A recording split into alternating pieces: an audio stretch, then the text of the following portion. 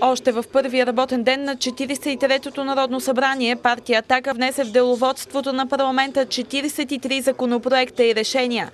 Сред тях са предложенията за повишаване на доходите и пенсиите на българите, изгонване на ЕРП-тата от страната ни, признаване на геноцида, извършен над българите в Османската империя.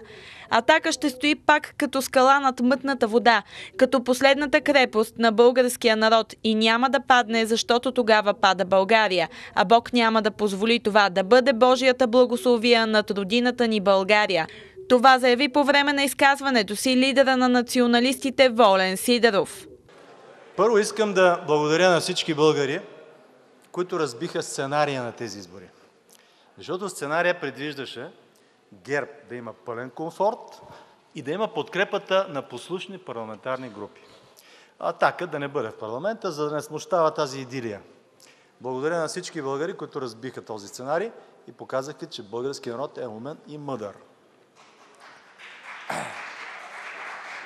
На групокопачите на „Атака“ предавам един здрав и неотдялен поздрав от нашите избиратели.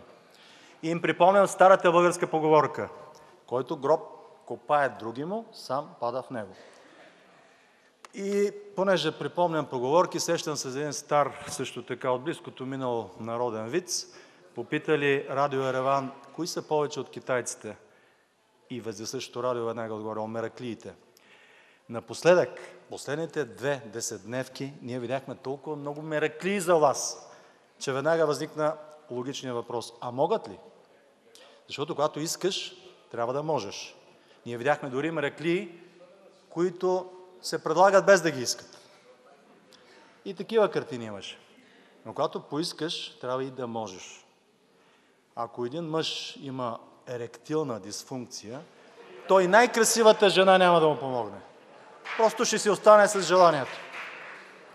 Ако политически лидер и партия имат програмна дисфункция и нямат смелост да прокарват правилната, пронародна, пробългарска политика, и най-любезните преговори, и най-услужливите медии няма да им помогнат.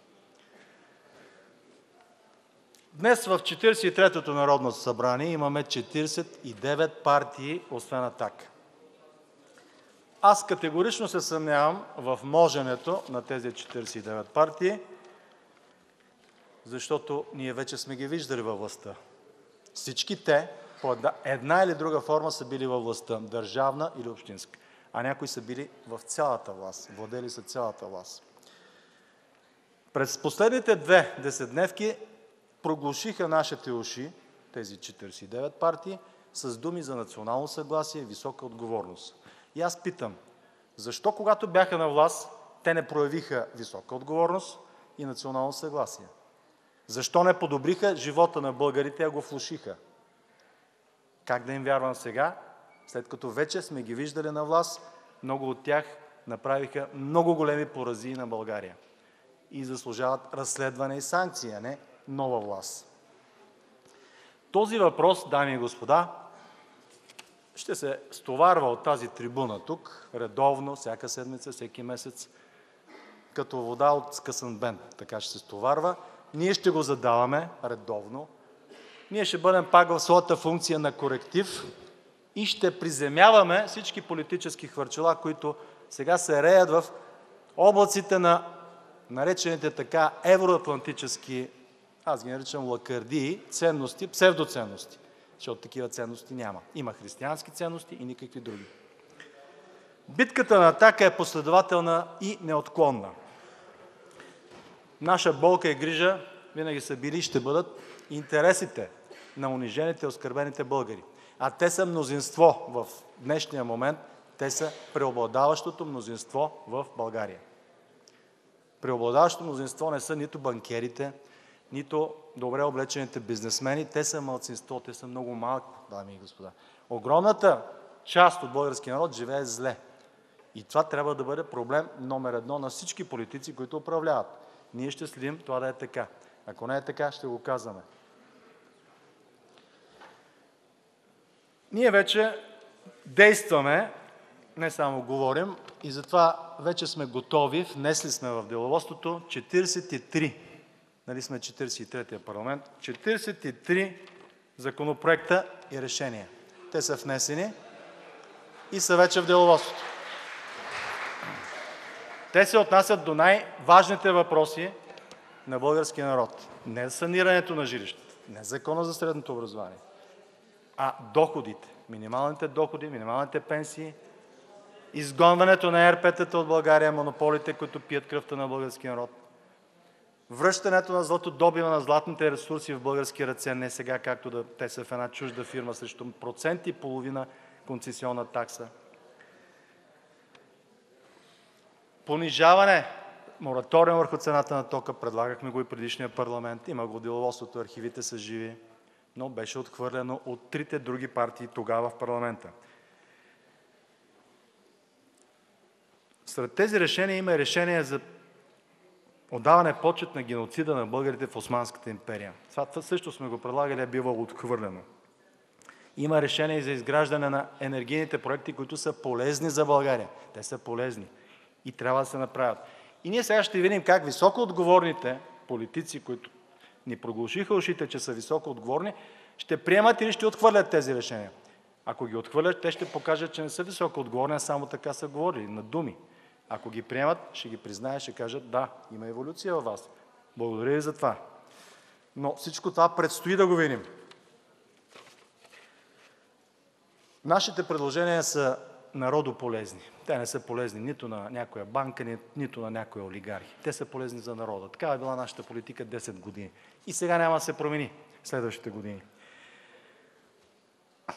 На посланиците на страните членки от Европейския съюз искам да им кажа ясно. Предайте на вашите лидери да прекратят незабавно идиотските санкции срещу Русия, защото по този начин самоубиват собствените си държави. Предайте им, че вашите собствени народи, дами и господа посланици, ще ви накарат, ще ви принудят да го направите това. Защото те ще свалят с гръм и трясък сегашните лидери на европейските държави, които не са нищо друго, освен марионетки на американската политика. За съжаление, вече няма лидери от ранга на Шарл де Гол, на Конрад Аденауер и други, които дадоха насока тогава на своите народи как се води суверенна политика.